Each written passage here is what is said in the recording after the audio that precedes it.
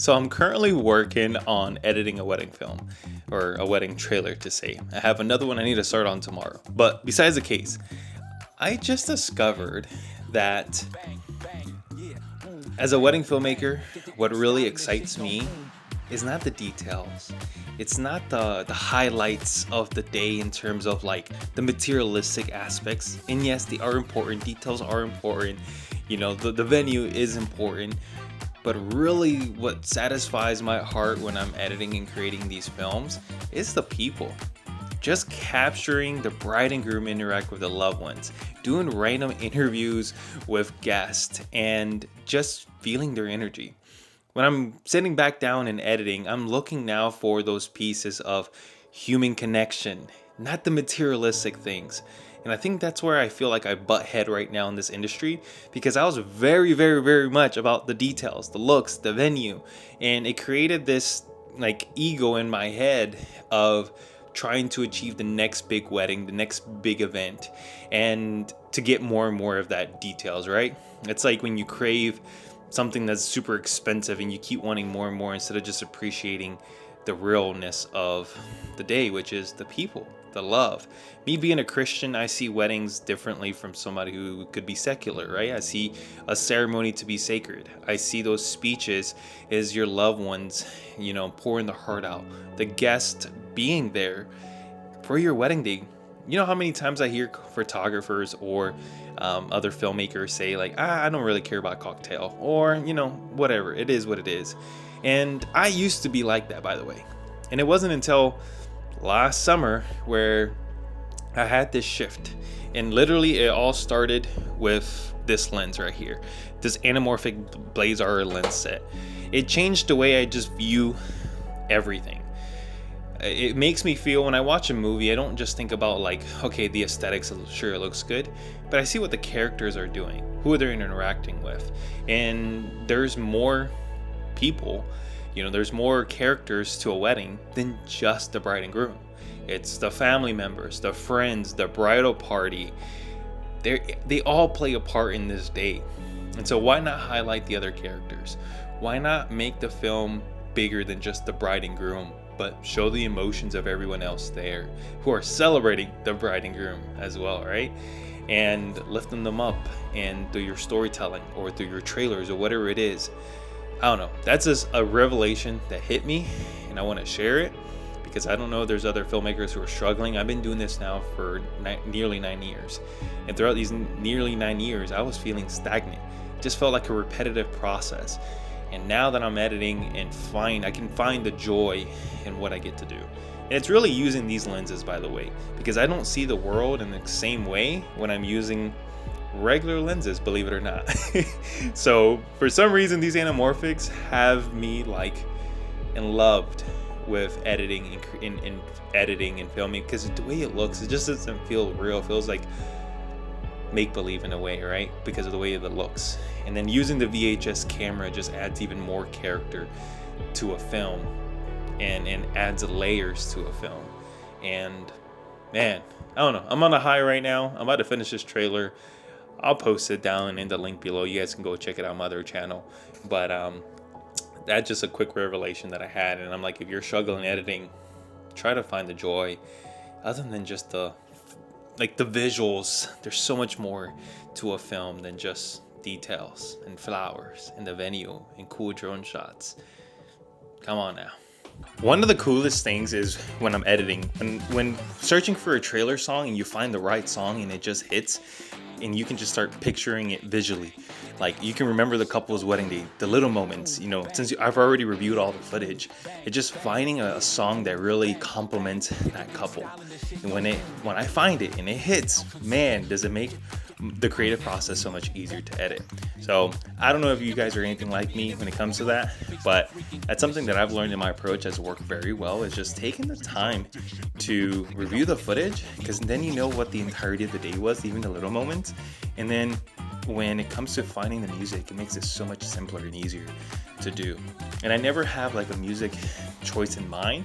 I just care more about the vibe in terms of does it fit the couple's vibe and what they experience on their day. So that's pretty much it for me. I'm gonna start a time lapse, that way you guys can see me working. But other than that, I will catch you later.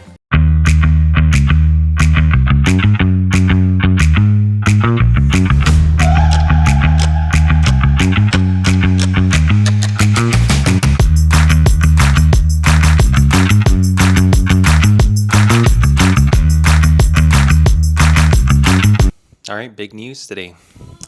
Today is, you know what? You can't never get away in a house full of kids, family members. All right, guys, today is March 2nd, 2025. And a few things is going to be happening. One with Sundial. Actually, two things with Sundial.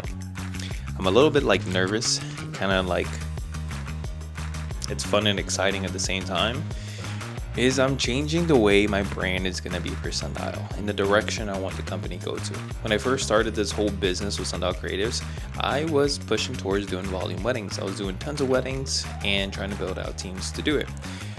I had a few relationships, things didn't go well, and I kind of just I got fearful of the idea of building teams because of relationships and things were just getting very stressful.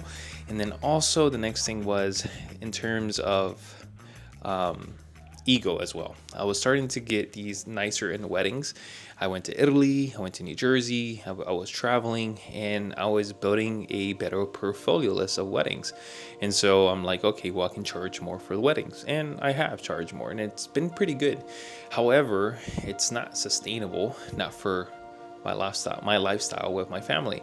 Volume makes much more sense for my family, and to outsource things so that I don't always have to be it. When you price yourself higher and you don't have that demand there, well, that means crickets, and you don't get a tons of opportunities and inquiries.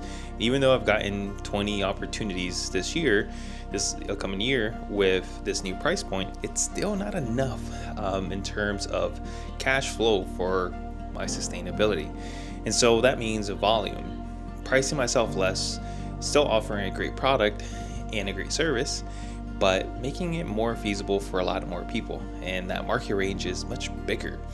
And not everyone has $7,500 to spend on a videographer, especially now when video is competing against, content creators. And no shame to them, but it's just the reality of what it is. And so I'm excited about this new change because it's going to allow me to get a second opportunity, a second shot in trying to scale this business, do volume once again, and doing it in a way where I now know from my mistakes how I can improve and do it much better.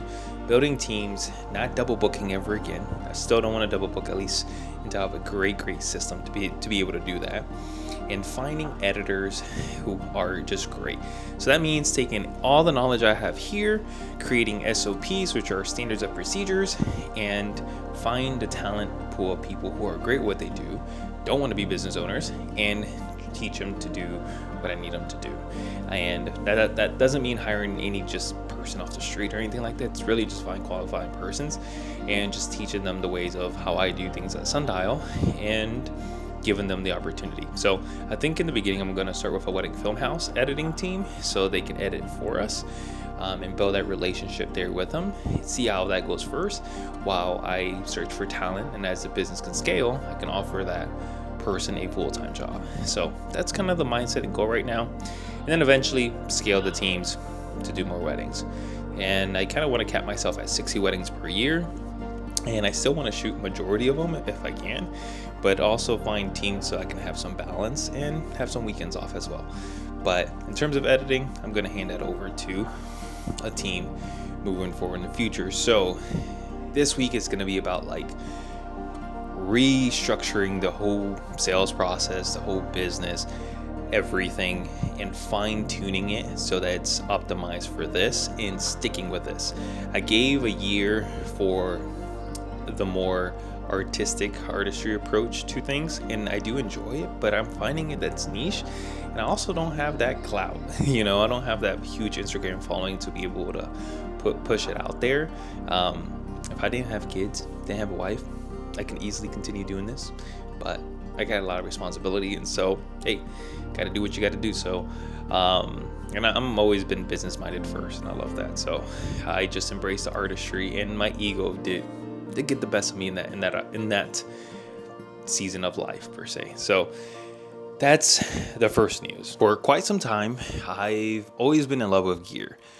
Like, right here, my FX3 rig kit. Like, I love this kit right here. It's small, compact, and it can just do so much. And look, I started with Sony when I started this whole career thing, but I did switch over to Fuji and then to my beloved Canon C70. This camera is what really catapulted Sundial Creatives in my wedding career. It gave me the quality, it gave me the tools, and it gave me the peace of mind to be able to achieve the look I wanted to tell films the way I wanted to tell without worrying about a camera overheating and, having RAW and just a whole bunch of other accessories that came with this camera. Well, Sony at the time didn't develop anything like this, nor did either Fuji. And so I made the switch to Canon, and even though it was absolutely great for the past 3 years of using this camera, actually no, 4 years of using this camera, it's time to let them go. Technology has advanced, and like I said, this little small camera right here in itself can do what that does, and they've even used it to make a full-on blockbuster movie like The Creator, which is insane. So I'm letting go of my Canon C70, fully going and immersing myself into the Sony world. I even thought about Lumix, but I'm going all in on Sony, and that means me selling my last RF lenses I have, which are my 7200s, and I'm gonna go all Sigma in terms of Sony gear. I'm not buying G Master. If anything, I've been buying so many Sigma lenses, and I've loved them so far, and I've been enjoying using Sony because it's just a smaller kit overall, and I haven't had to invest so much money in glass compared to Canon per se, where every lens I was purchasing was $2,500, $3,000, and luckily at that time I had it. I had the money to be able to do that, and the gear didn't really depreciate that much in terms of the lenses, so I got money out of it and allowed me to switch the majority of my kit to Sony without losing any money on it and buying the other lenses I've needed to go back in price. So that's been pretty good. But overall, it kind of feels sad because I'm letting go a piece of history that really helped catapult my career and shape it. And yeah, I never try to get myself too attached to gear, but this is one that I'm kind of sad to let go. And I'm not keeping it, and I was planning to use it for a documentary that I've been working on, and even though I could keep them and use it for that, I just don't see it necessary. And I only use these two cameras for ceremony and speeches on wedding days, and I just don't see me using these cameras and keeping it and making it make sense long term. So I think it's just best to get rid of them, get the money, and buy the Sigma 7200s for my Sony. And so that means I'm selling two cameras, two lenses, and I'm buying two lenses, which are the same focal length 7200, and I'm buying another Sony A7 IV. That way I have two photography cameras when I take a shoot for photo, and then I have also two FX3s, so I have a total of 4 cameras on wedding days. And anyone I hire, like my second shooters, they're gonna have FX3s or Sony cameras. The majority of the people I know now all use Sony for video, so it's just gonna work out in that sense. But yeah, gonna miss it. And I've used these cameras for the latest weddings recently as my A and B cameras. I don't miss using them as my A and B cameras. They're very heavy, and it's nice having internal ND filters. But the only problem with the internal NDs is that sometimes you just can't precisely get that nice focal length where you want it to. So, or that correct exposure, because you would want another ND to just fine tune it, like a variable ND. And so it's not bad anymore. Polar Pro has done a really great job with their Helix Max system that just gonna allow me to do it. So that's pretty much it. End of an era for this equipment and these cameras, but at the end of the day, I'm happy. I've gotten to use them, and I've really been able to maximize their usage. Probably put like 500 to 600 hours on both cameras, which is insane. I've gone to Italy with them, to Chicago, to Oklahoma, to New Jersey, to so many different places, and they've been workhorses. So can't complain. These cameras have done their job and they serve their purpose. And now with the FX3s and Sony lineup, time for another era. And since I'm going to go volume and scale my wedding business, that means I may have to purchase more cameras in the future, and Sony just has a way better ecosystem when it comes to their cameras. That's going to allow me to have consistent quality.